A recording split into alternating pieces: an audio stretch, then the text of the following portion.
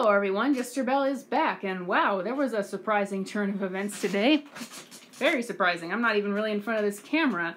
So, there was some news coming out for WB, and Grace Randolph was leaking some things out, and I just thought, well, take it a grain of salt from Grace Randolph. It's not always true, but then this news article came out from the New York Post that the Batgirl movie had been completely canceled. It was a movie that cost $70 million officially, but there's rumors that it cost over $100 million, and that WB considers it irredeemable, and that they think it's going to damage their brand in the long-term future, so they've decided they're just not going to release the film at all.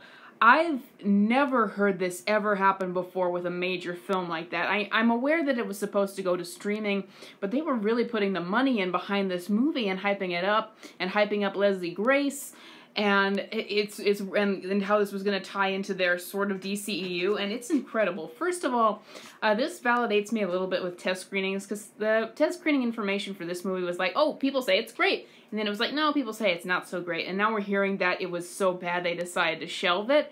That's amazing, but it proves what I've always thought about test screenings. They only tell you positive things from it. You have to be a really, really bad movie and have word get out in such rapid fire, you know, that way people, that there's just no control. Now, I'm talking like Grace Randolph, that there's no control over if bad leaks get out or not. That happened with Wonder Woman 1984. It was a high-profile movie, and the horrible things that were going to be in that film were released.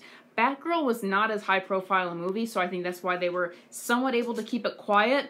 But it's still pretty major, and it was a little bit weird that we had insiders come out and be like, guys, the test screenings didn't go as well as they're saying.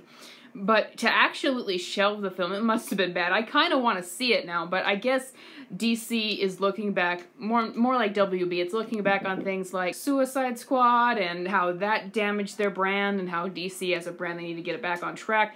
And so I kind of understand completely why they decided not to release this movie if they thought it was going to be so damaging. It's like, you've got the Batman, and you've got that universe, and you don't want to have some kind of alternate Batman out there to kind of conflict with that. That was also going to be the movie that Michael Keaton's Batman was going to appear in.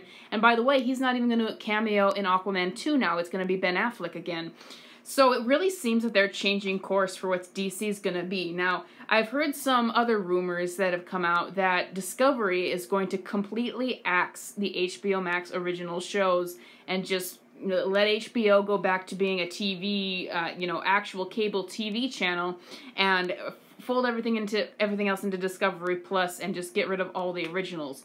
Which, in that case, that would probably axe the Penguin show, which has suspiciously kept getting put off. Maybe, hopefully, if this information is true, it's not confirmed, but it's looking like it, that the Penguin series will still be an HBO original. But that would also mean the Arkham Asylum show would get axed as well. And that's interesting because that is also a show that has taken a suspiciously long time to get off the ground.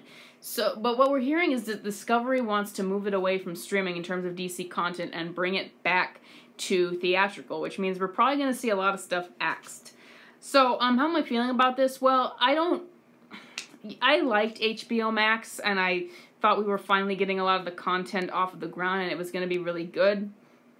It would really be a shame if that rumor is true, and that they do end up, they do end up just axing HBO Max and keeping it to Discovery Plus, and it would mean less DC content, but of course, less can be more at times, and really the only thing, I was really looking forward to that Arkham Asylum show, I was looking forward to that new Batman cartoon, but we have to see what happens. Like, they're really taking drastic measures to try to change the DC brand, and at this point, drastic measures kind of need to be taken.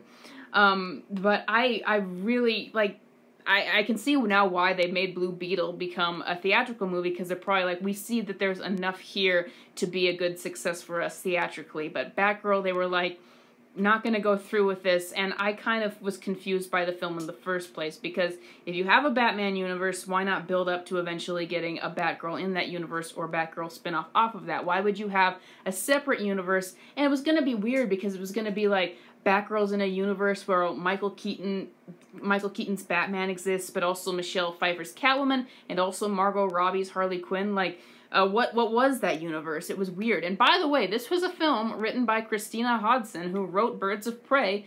No surprise, she wrote a follow-up film that wasn't so good. And she also has written The Flash.